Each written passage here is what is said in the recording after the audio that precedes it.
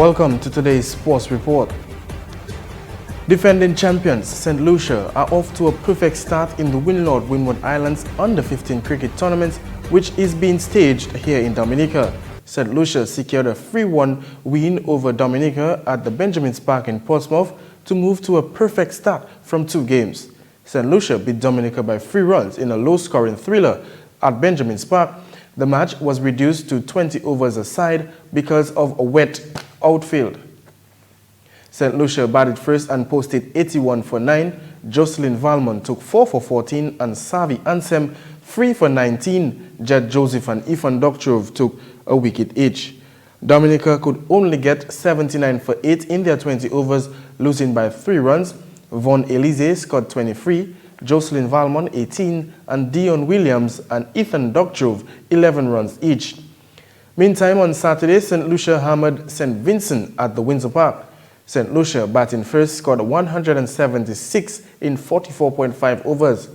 Lee Solomon scored 82, Akim Ogis 18, and Simeon Gerson 17. Ronaldo Brown took 3 for 40 and OJ Matthews 3 for 17 for St. Vincent.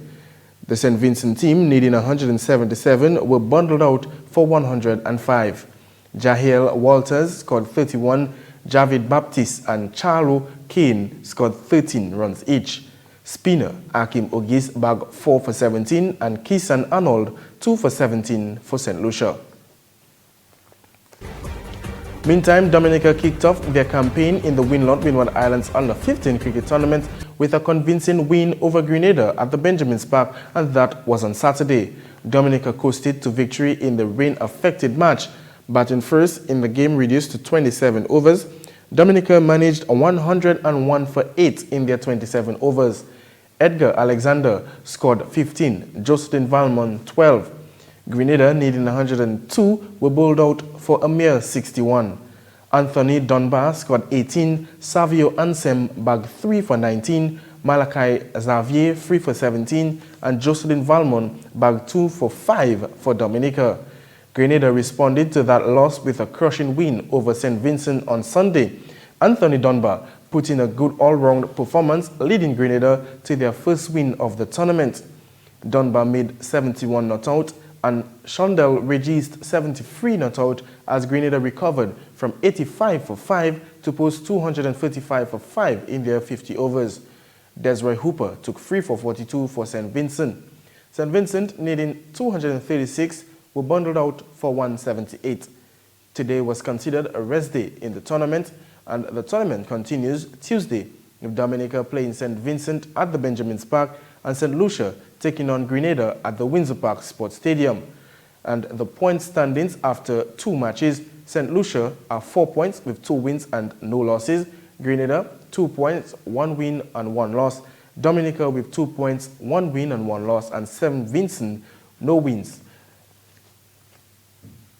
A lot of excitement on the weekend as West Indies claimed their first Women's World 2020 with a pulsating 8-wicket win over Australia in Kolkata.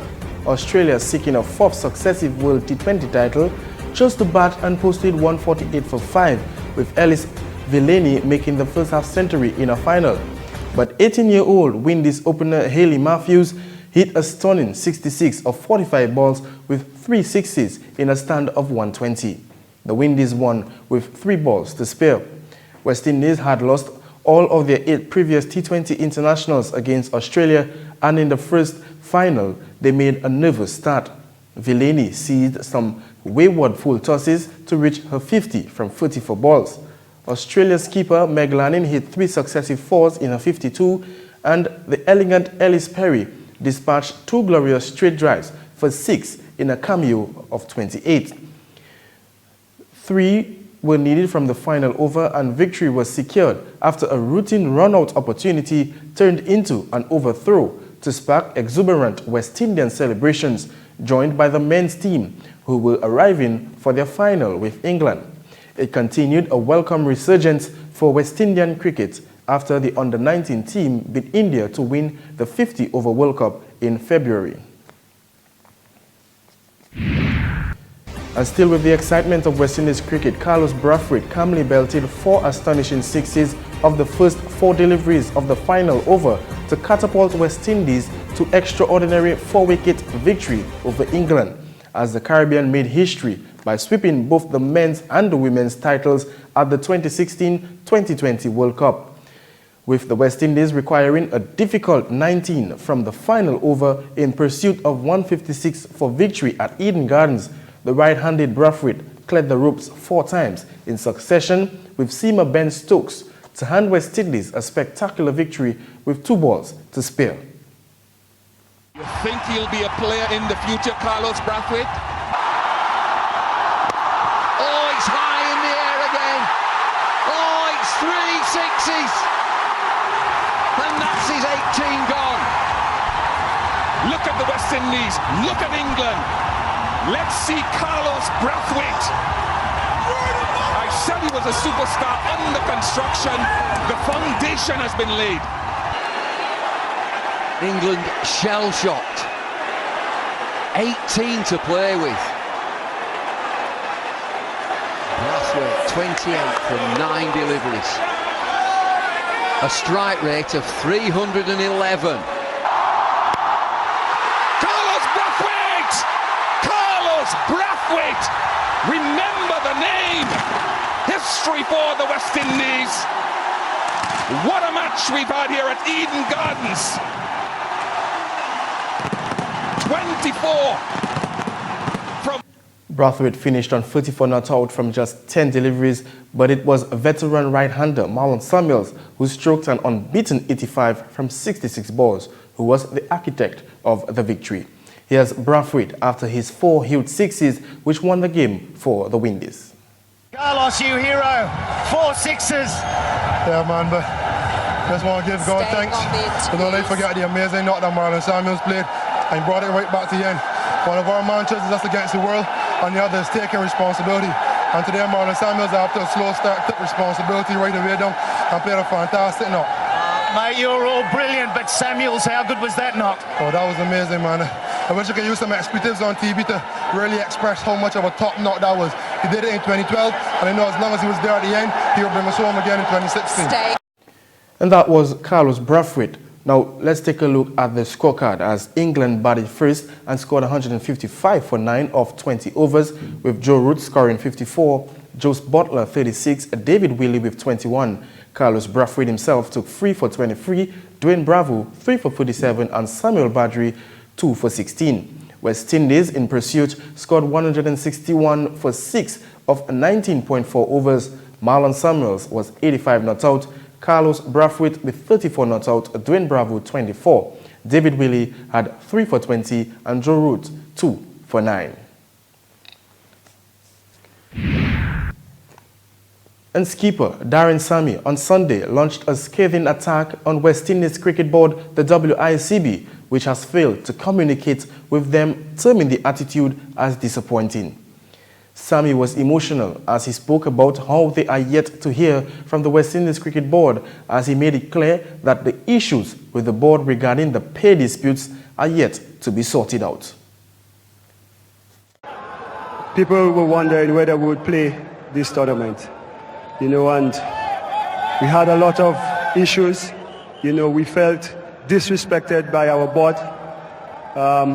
Mark Nicholas describe our team as a team with no brains, and all these things before the tournament just brought this team together.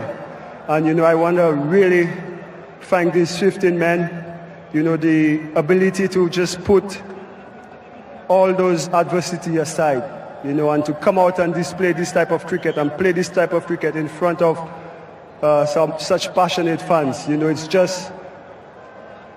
It's just tremendous. And I personally also want to thank the coaching staff, Coach Phil.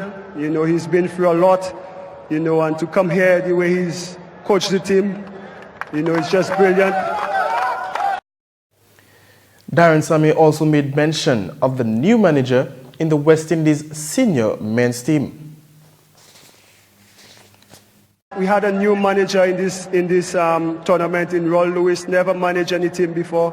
He came here, we had a camp in Dubai, we had no uniforms, no printing. He left Dubai, went to Calcutta, that's where we started. and the trouble he went through to get us in this uniform. You know, I got to give credit to the entire team here. You know, it was us in our own little circle. This win we dedicated to all the fans in the Caribbean.